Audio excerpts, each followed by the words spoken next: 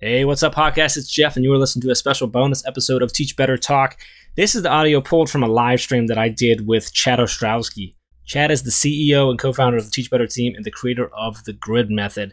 Chad and I went live a couple weeks back to just answer a lot of questions that have been coming up recently in our private Facebook group. If you're interested in getting in that group, you can go to teachbettergroup.com or just search Teach Better Team on Facebook. So this is just Chad Ostrowski and myself addressing a bunch of recent questions that were asked on our private Facebook group. I hope you enjoy.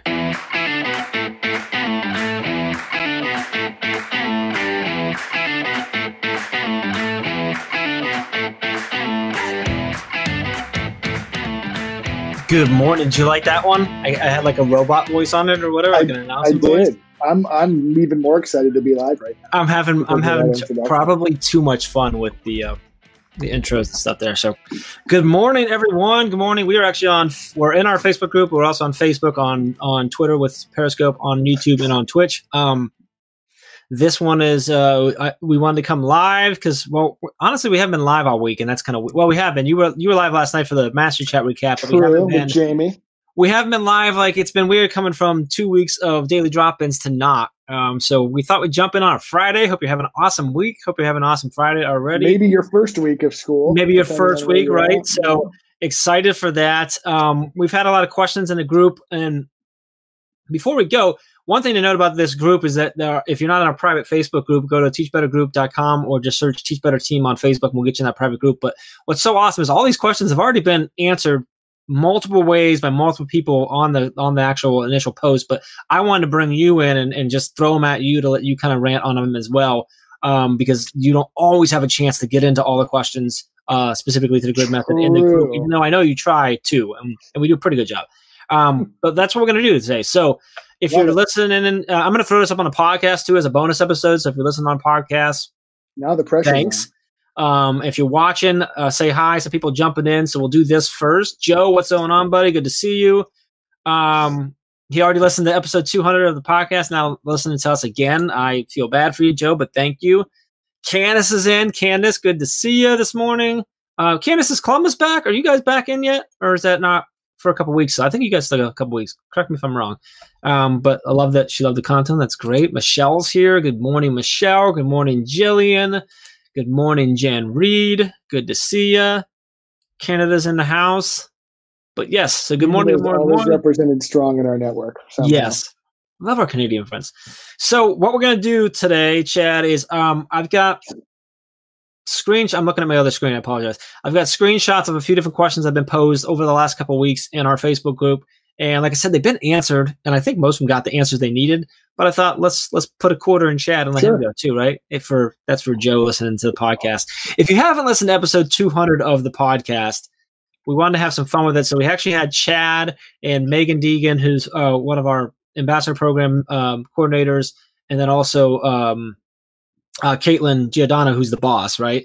Had them on to chat with us, and we talked. We kind of looked back at 200 episodes, but it really got into more of a like journey of the team and of individuals, and they also dropped some great tips and stuff like that. But we joked about just kind of like putting a quarter in Chad and letting him go, that he doesn't actually know what's going on, and it's fun. I think the first 10 minutes of that episode is really enjoyable if you enjoy our nonsense. After that, you could probably stop listening.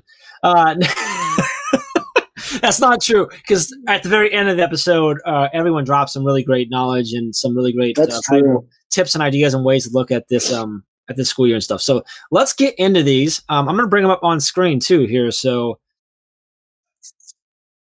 there we go. Multi-part question.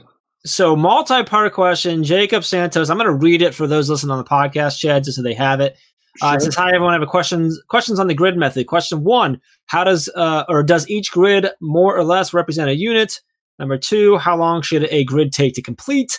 3, how do you ensure when a quarter ends that each student has the same amount of work recorded in the grade book? Example, student A is working on level 4 and student B has turned in level 5.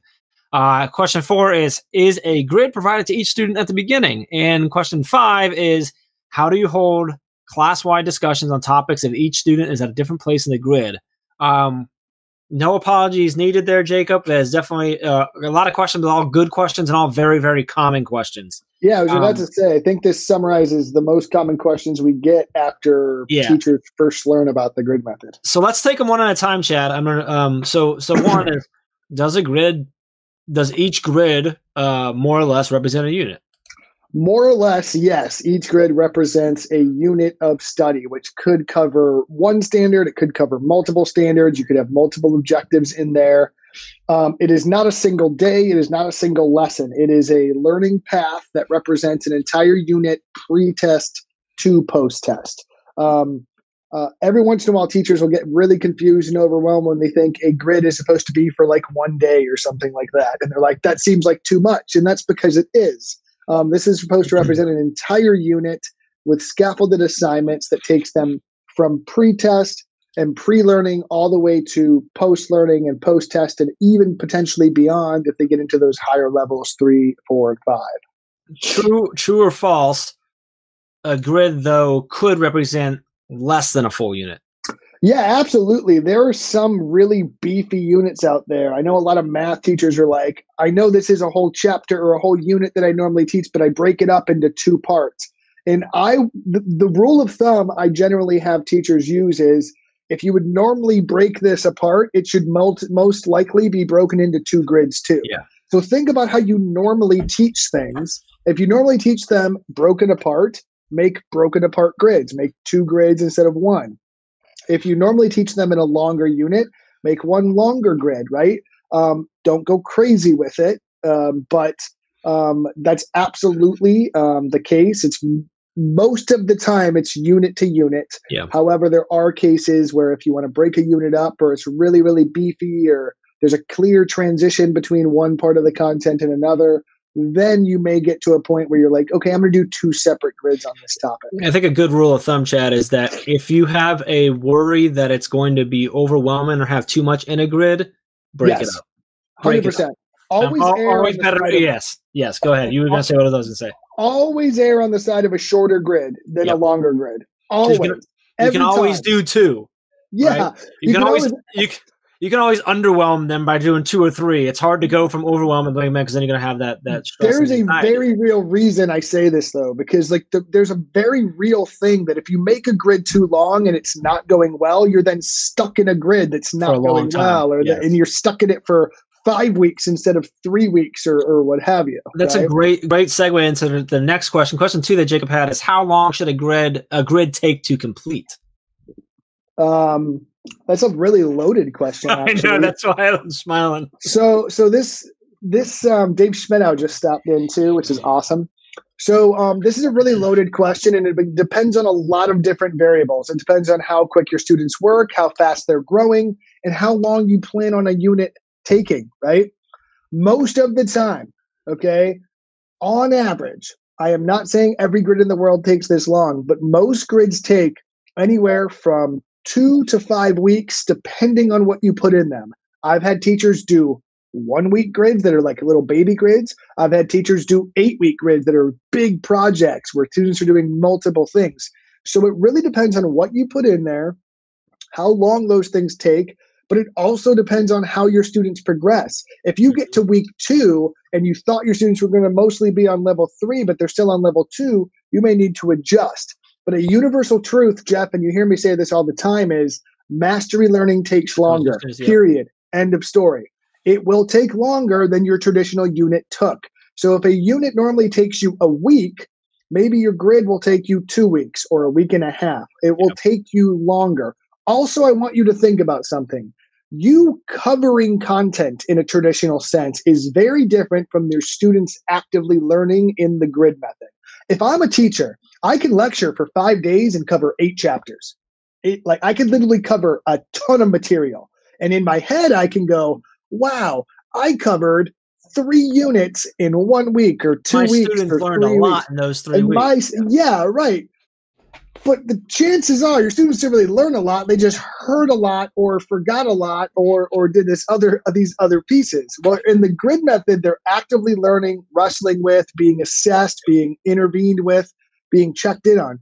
So it will take longer. It'll absolutely take longer. There's no ways about it. Like, all the research says, all of our anecdotal evidence says it does take longer. But the caveat is students learn more. That's the payoff. It takes longer, but students learn more. So it will take you a little longer, but that's okay because you're getting more bang for your buck in terms of instructional time and how much growth you're seeing with your students.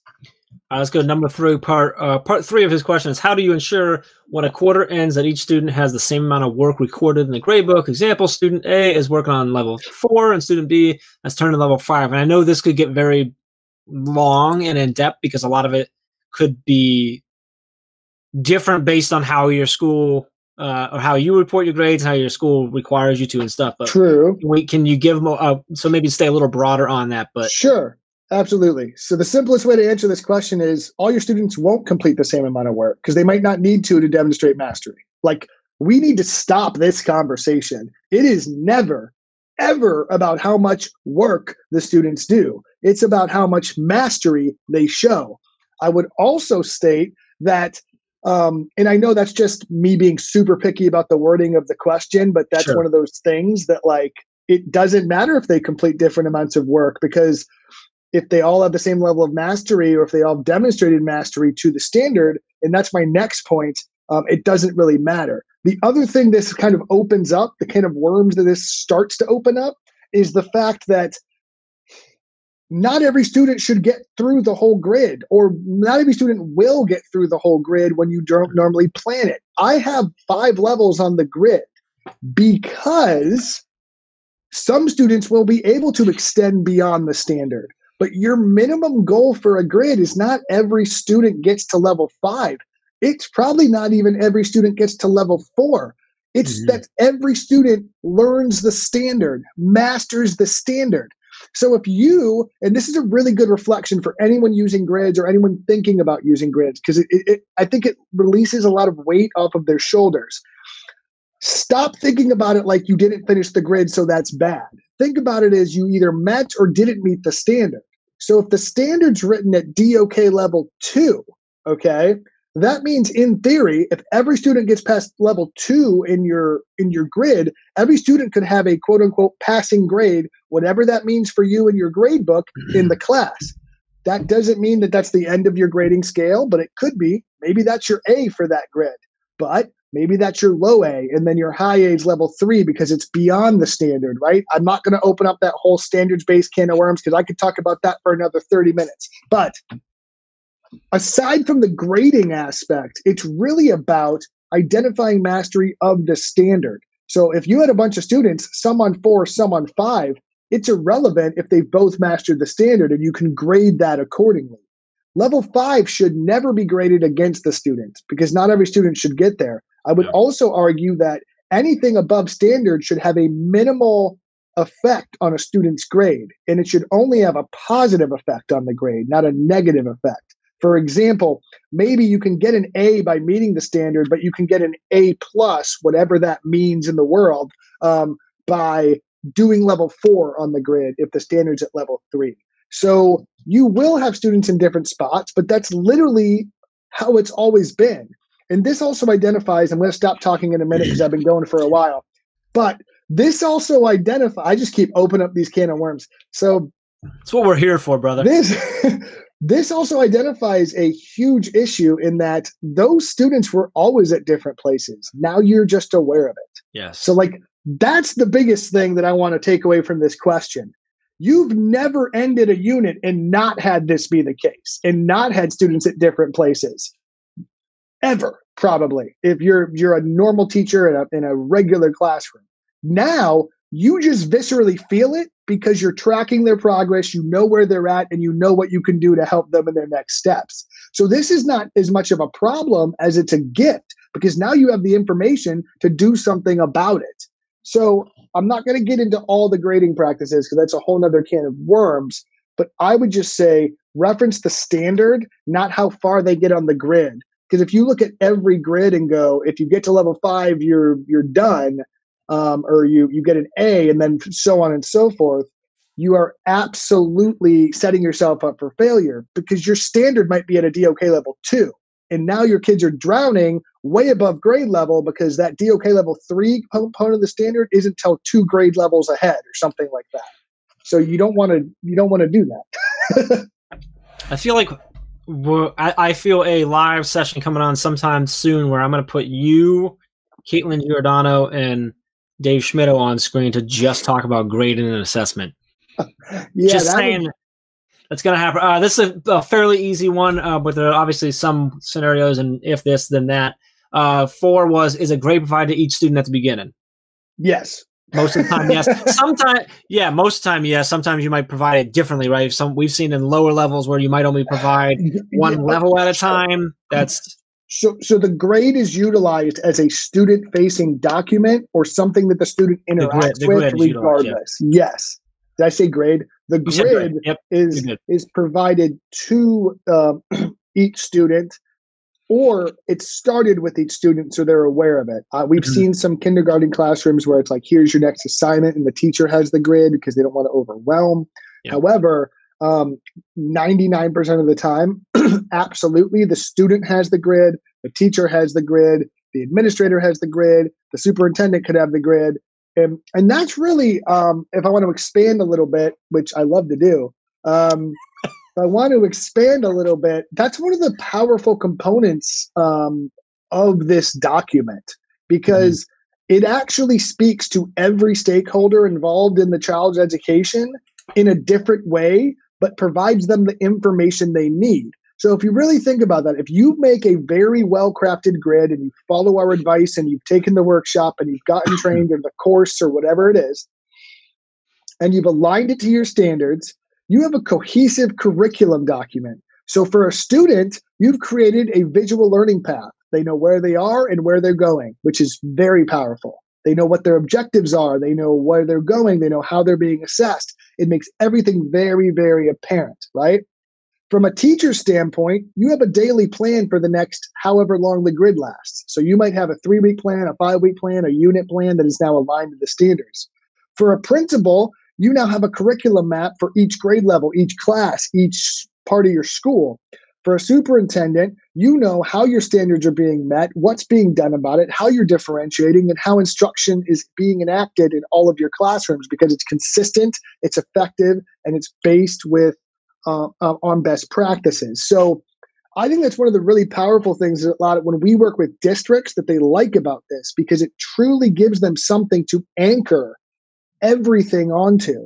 And in remote learning, the grid even becomes a great tool for parents at home helping their kids, because now you can hyperlink all of the needed resources. Everything's in one place, in one document, and you could email it at the beginning of the unit or the week or whatever you want to. But now you've literally used a single document to inform every stakeholder of exactly what's happening in their child's education or the children's education every moment of every day for the entire unit. But the shorter answer was yes, they would agree. All right, number 5, Jacobson. We're going to move on to the next one. And you might go on this one too. So I'll try to contain myself. Try to stick to it. I'm going to be here. Having the whole class-wide discussions on topics if each student is at a different place in the grid. So I want you to stick to the logistics of this, not the pedagogical thinking of preaching or anything like that. But so I'm thinking in my mind, I'm thinking Ray Hewer, how she runs hers with her discussion, stuff like that, and go. So I'm just trying to put my limiter on for a second, but so I'm gonna say I'm gonna repeat myself. So I'm gonna repeat a preach from earlier. Your kids are always at different places when you do things like this. Every time you have a discussion, one kid doesn't know what's going on. One kid's participating a ton because they already know all the answers. And most of the time in a discussion, most of the responses are consolidated between 5 and 10% of your students, while other ones glaze over, look at the ceiling, and draw pictures on their notepad or something like that, even if it's on Zoom, right? So I would argue that knowing where your students are, actually from an instructional standpoint, is a benefit, because now you can target your questions to every single aspect of your students. So if I'm putting a discussion in place, maybe the first question I ask is from level 1. And I go, if you're in level 1, you should be able to talk and give me some information about this part of the discussion.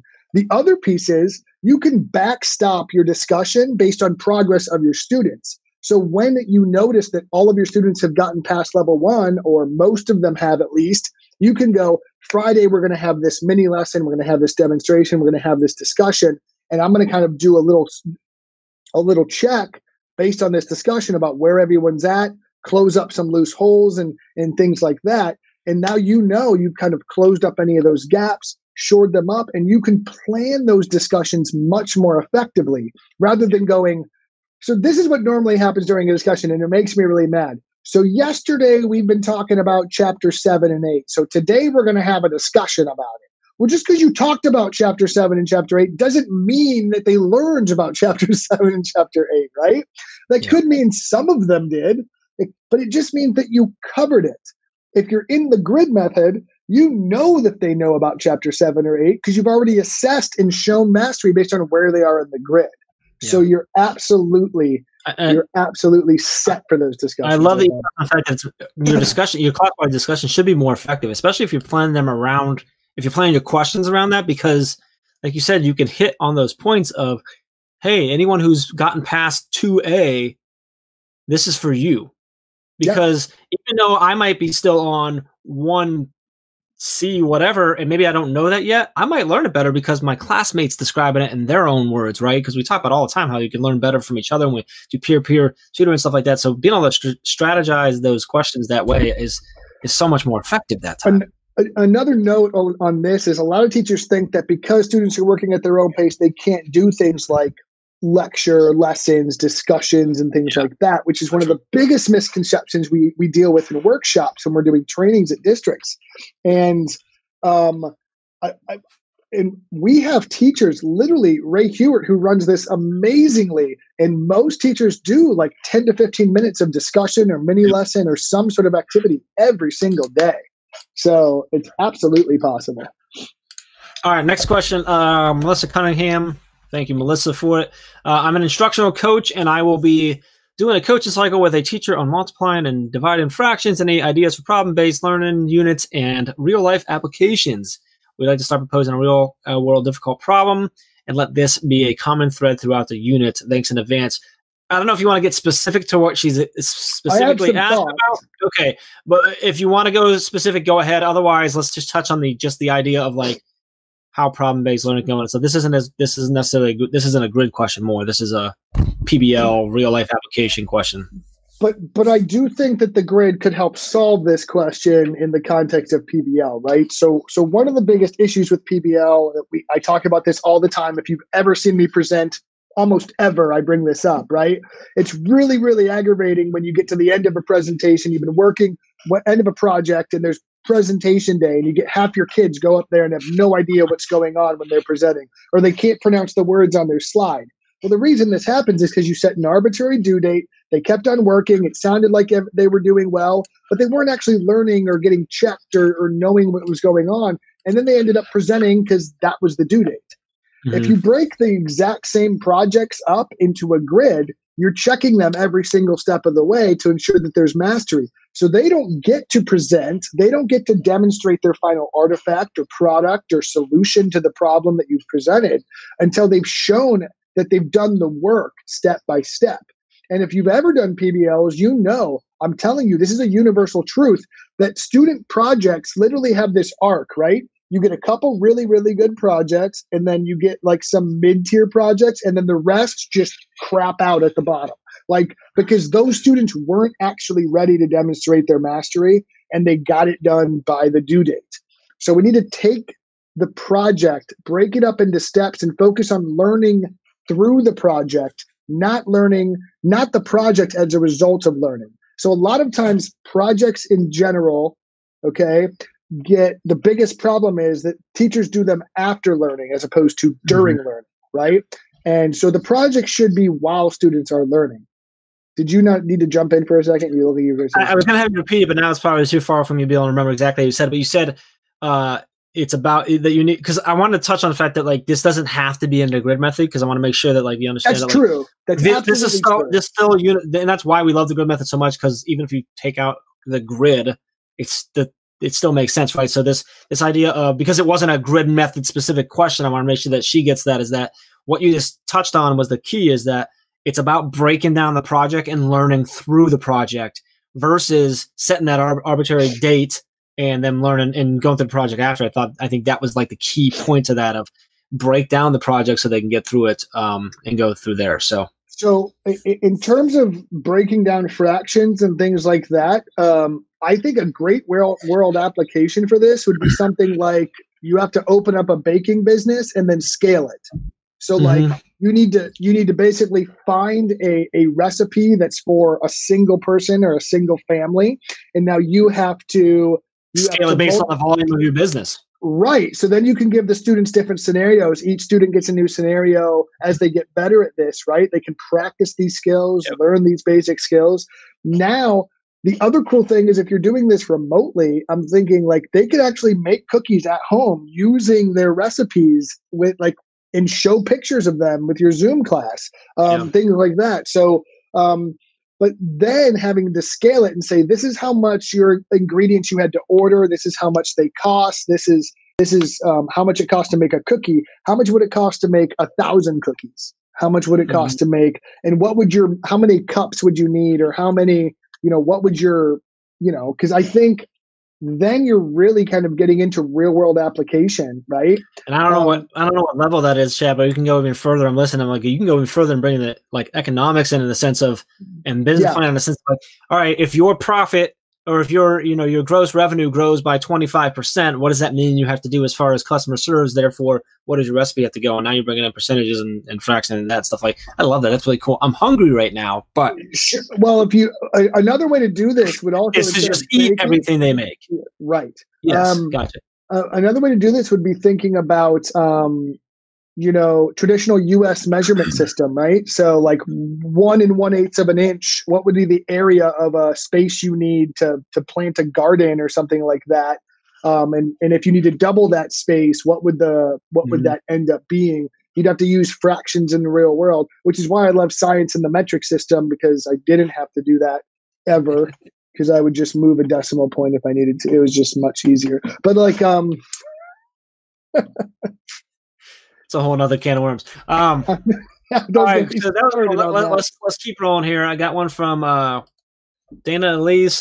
It's back on the 16th. I'm virgin on panic mode. School starts for us on the 24th. Teaching middle school math. I technically have 4 preps, but one of those is for 3 very different groups of kids. Half my kids are in person, half remote. I'm at a new school.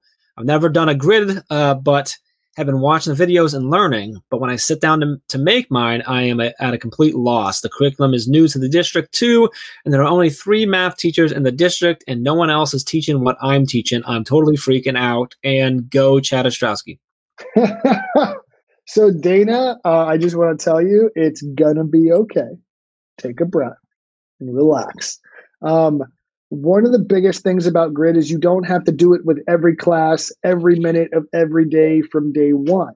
If you have 4 separate preps, I actually wouldn't suggest starting with all 4 preps. Now, if you mean you have 4 groups of students that are learning the same thing, which I don't think is what she was saying, then you could make one grid and use it for all 3.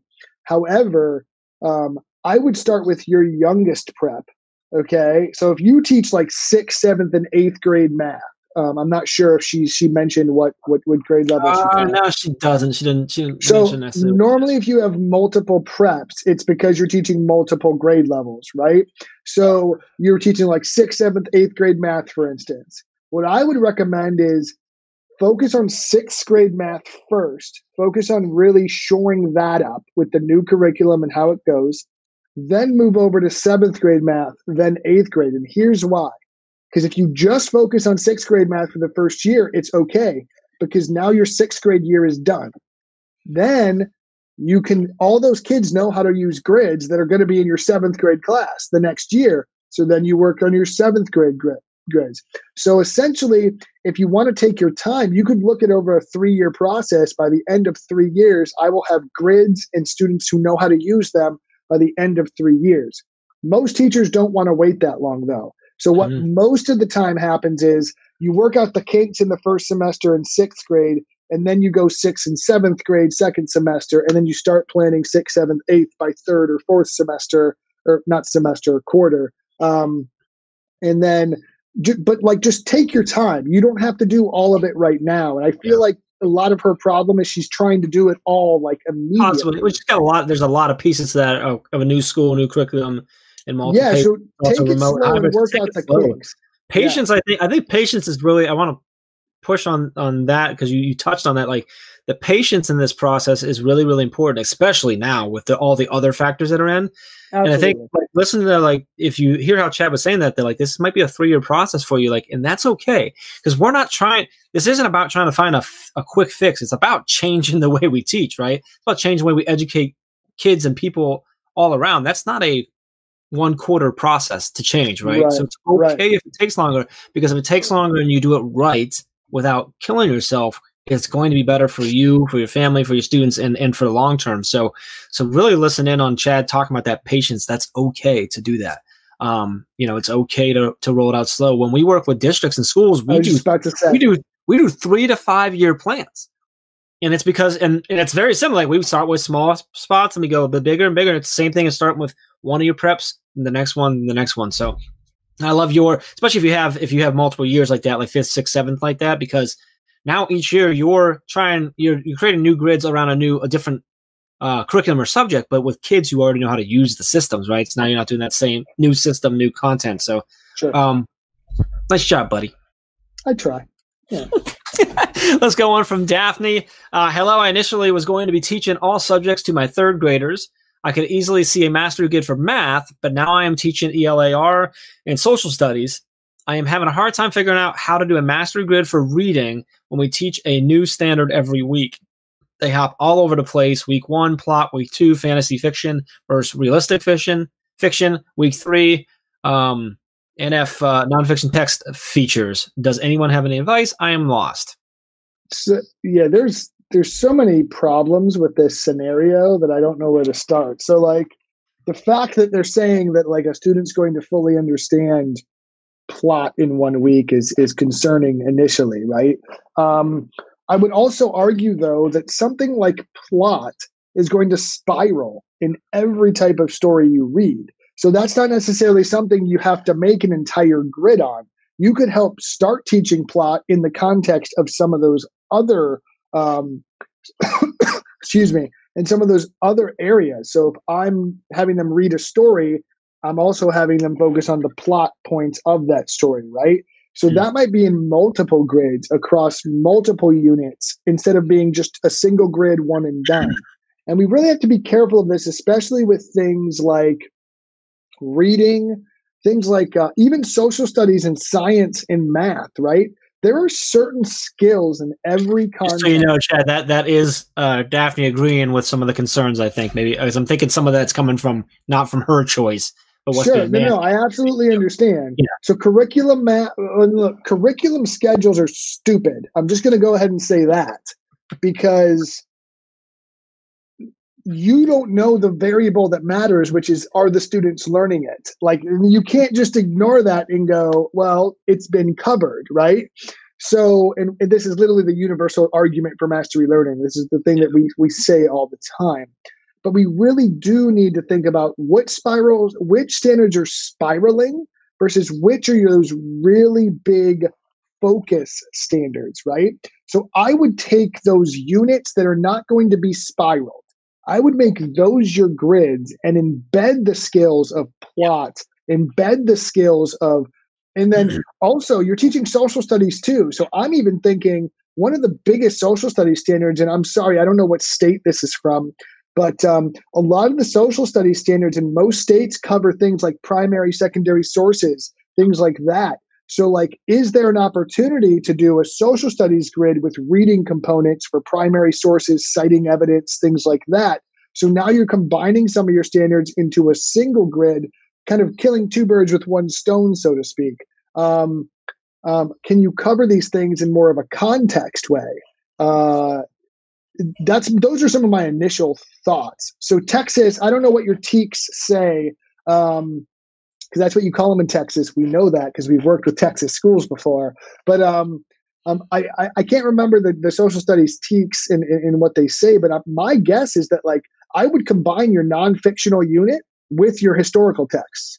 I would cover both of those in a single project or unit and then cover both of those in a single grid. Now you're killing two birds with one stone. So that's going to relieve some pressure and give you more time, even though the learning might take more time. The efficiency of the curriculum planning is now increased, right? So I think it's really about identifying skill and spiraling based standards and then one and done standards. I think that's really the most important thing for, I can't remember her name, Heidi to do. Daphne. Daphne, sorry. For Daphne to do. I think that's the most important thing is like identify what you're going to see in every grid you do or every unit you do. Yeah. So don't worry about your one and done standards are in the grids. Your Correct. spiral standard, ongoing standards are embedded somewhere in the grid 100%. or the cross. Yep. 100%. Talk about like, I know some people call them soft skills, some are essential skills, but like those are things that are embedded in every grid through the activities that the students are doing throughout the entire year. To put it into another context, and I actually have an example of a scientific method grid, but like that was because I was showing my students what it was and then applying it later. So it doesn't mean you can't have those grids, but scientific method in a science classroom is something that you should have in every one of your grids. Collecting data and analyzing and graphing data from experiments should be in every one of your grids if you're a science teacher. So I'm not going to have just one grid and then never talk about that stuff again. I'm going to introduce it to mastery to a certain level, and then we're going to use it all year. We're going to spiral it and use it. So I'm not super worried about that grid being one and done because it's going to be used throughout the year. Love it. Daphne, since you're in here with us right now, does that help? Give me a thumbs up or a heck yeah or absolutely not. Something like that in the comments if you can. No, Chad sucks. That's welcome too. That's perfectly fine. You know this. Anyway, so good morning to Kate. Kate jumped in. Nikki, good morning. Sandra Weir's here. Sandra, good morning. Good to see all of you there. I'm going to look for Daphne's response to that, and we'll come back if we need to, but I'm going to bring up another one here from Heidi. Just curious, do any of you lead a PLC group in your school / social circle? If so, has anyone created a grid to walk your PLC group and how to use it? I'm assuming she means how to use the grid. I'm thinking to start out the school year, creating norms, sharing ideas, etc. Can you share? I'm not seeing anything in the files that might fit this idea. So, before you go on, Daphne says, I love it. Thank you. So awesome. Good question, Daphne. Good job, Chad. You can stay, buddy. Thanks. So this is interesting. So this could be asking one of two things. I think it's asking to walk a PLC group on how to use the grid, not necessarily yes. And I think grid for PLC groups, right? I think and Heidi, if you're watching, what I think this is, Chad, is basically creating an intro grid for your PLC to learn the grid. That's what I'm reading. Well, she says creating norms, sharing ideas. So, like, I'm reading it as, and this is just funny because we're literally both reading this question. Well, maybe she's walking them through how to utilize a grid by creating a grid around. So I'm going to answer both of these questions. Yeah, just answer both. So I actually think that you could create a tracking page and a grid for the focus of the PLC group if you just want to know how the PLC group works, right? So maybe you do like a baby grid to set norms, create those things, and set those up. But then you shouldn't make a PLC group to learn how to do PLC. Does that make sense? Like that fundamentally doesn't necessarily make sense to me. However, PLC groups should be focused on an objective. So maybe your PLC group is focused on reaching more students, in introducing the grid method to people. So the way that would work is you could create, using our free course, using the resources we have, using discussions of, or give me a call. I can help run that PLC group too. Like that's cool too. But what you can do is you can start the process of making grids, make the first part of the PLC group, or maybe the first quarter, learning how to make grids, learning what that looks like, whether that's accessing the academy or getting information. The second quarter, then you could start implementing grids, and then your PLC group becomes your support group. You can talk about what's working, what's not working, how you're implementing it. In terms, I think that makes sense to me, because the PLC group should really be a trial and error and discuss and improve the process, not necessarily like everyone follow the grid for PLC. Although we have done a lot of PD grids, that is a thing that gets done. So you could almost introduce the grid, a grid to your PLC by having it be sort of like, this is how our PLC is going to run. Here's the norms, systems, here's the tools we're using to introduce. So it really depends on what that is. So Heidi, if that didn't get you what you needed, I know a lot of people jumped in and offered her a lot of support in the group as well already. But if you want to chat more about that, reach out to Chad. And if you want to build that, it sounds like maybe she's leading the PLC there. So like, that'd be good to do. So last one I got for us is from Becky. Becky Dahl. We'll call him Murph. And she's asking, she made it nice and long for me. Geez. Is anyone teaching students in person and remote simultaneously? And if so, what are you doing to make that work effectively? Preparing to return in a few weeks, and this is what our school is doing. Thanks in advance. Edit. Just to clarify, the majority of the students are attending in person 5 full days. The remote students have chosen all virtual, so will never physically be in the room, at least for the first market period. It's not a hybrid model. Remote students are expected to be on with us live via Google Meets for 4 hours. Just looking for suggestions on how to logistically keep everyone engaged at the same time. So she's actually going to have remote students streaming into her class as she's teaching her class, which, Chad, I don't know if you remember, we've seen this a couple of times. It's been a while since we've seen a class, but we've actually seen a few grid method class runs where they have like I can't remember, I think it was down in Cincinnati Public. We had a school where he had a whole nother school classes. You're right. School building. Now that's different than being at home, but every single day he had a big screen and that had a whole nother class on it. So my vision is like, you could do that, but that screen, whether it's a projector or a big or whatever monitor, like that's where that's your Zoom or your Google Meet. I think she said Google Meet is where all your students come in from there. Obviously, there's a logistics in creating the routines for muting yourself, talking out of turn, all, because you have people that are in person in there. But that's in my mind one way that you could do this, Becky, is you have them on a screen where the students in the class can see them. They can see each other if they choose to have video on. So now they have the ability to actually have that connection a little bit too. And then they're there with you. I mean, yeah, you can get into like having the cameras that follow you and all that stuff. That gets a little more expensive. So you have to find out what you can or cannot do. But that's where my thought went initially, Chad. But I'll let you go more. If you want to go on the logistics, that's good too. She is asking about logistics. I think the pedagogy behind it as well also is really important in this type of situation. But I agree. So the logistics of this become more challenging in a teacher-centered classroom. Yes. Right? Like, so if we're looking at the idea of when instruction is taking place, it's when the teacher is talking and keeping a video screen of students engaged at the same time as kids in the class, and they're all doing the exact same thing. That's going to be most people's gut reaction. I'm just going to talk for 30 to 40 minutes and then like hopefully everyone's paying attention. And then like we're going to move on with our life. Yeah. However, if my response to Becky was like, I think I might know something that could help you. And she knew I was talking about the grid. But like my gut reaction for obvious reasons is like, if you make a grid and they're all following it, when you're in that live, I don't know if she's 4 hours straight with the same group, but I'm assuming at least an hour with a group. You could create purposeful small groups that are mixed with kids from the Zoom call and live kids that you go do small group with while the rest of the class is working on the other parts of the grid or wherever they are on the grid. So like, if you really think about it, what you could do is, if I'm Becky, the logistics of this would be something like, and by the way, Google Meets, I believe, don't quote me on this, but I've seen multiple articles, they are introducing breakout rooms or something like breakout rooms that Zoom has. I don't know if you've heard about that too. I've heard it, but there's a lot of stuff out there right now, but a lot of changes potentially coming. So hopefully that's one of the things.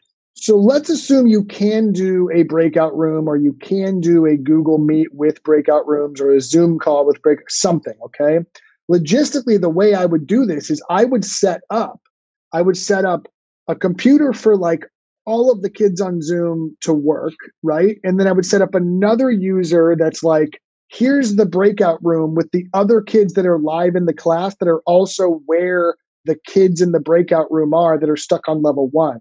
So if I'm Becky, the first 10 to 15 minutes of my class, maybe I do my mini lesson, I get my kids started on their grid so they're working, focused, independently, and then I go, no one's getting checked off, no one's getting signed off for the next 10 to 15 minutes. I'm going to go to that station and I'm going to interact with the computer screen with could have 1, 2, or 5 kids on it, and whoever else is sitting in that same area, socially distanced probably, and then I can go, okay, let's go through 1A on your grid or 1B on your grid.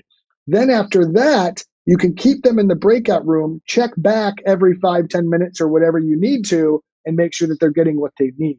Logistically, that is absolutely how I would run that. Yeah.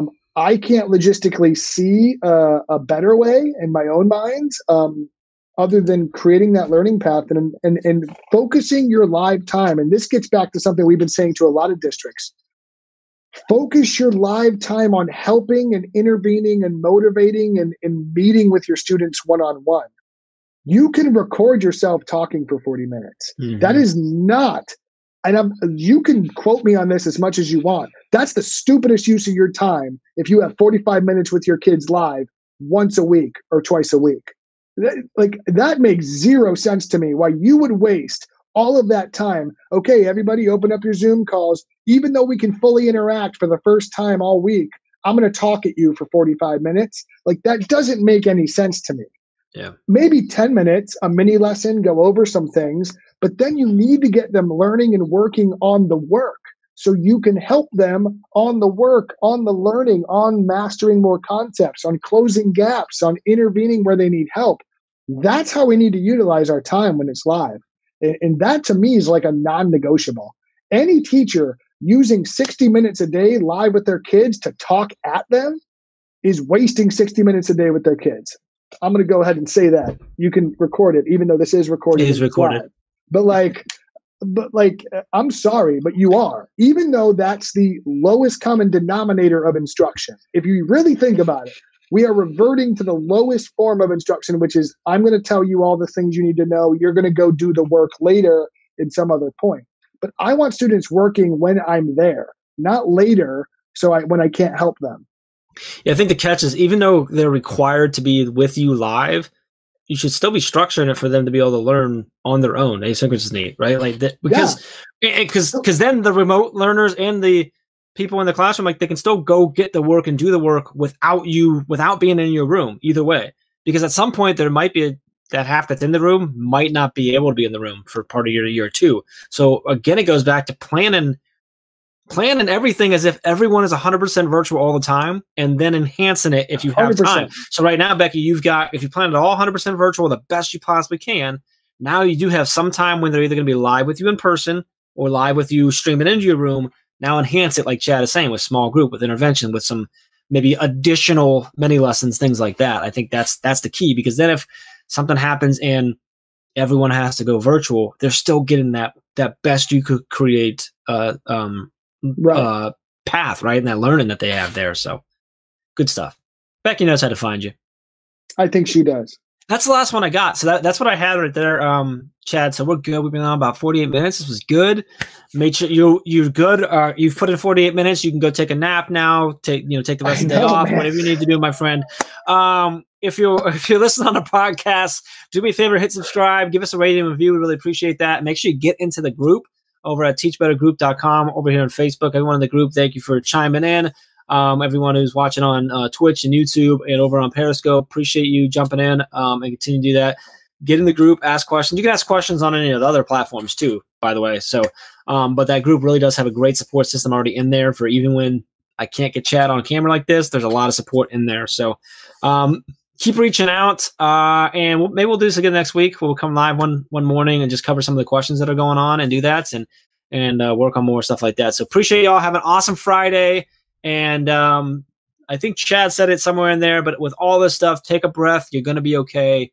You're good at what you do. Teachers are ready to adapt. So we appreciate you. Have an awesome, awesome Friday. We'll see you.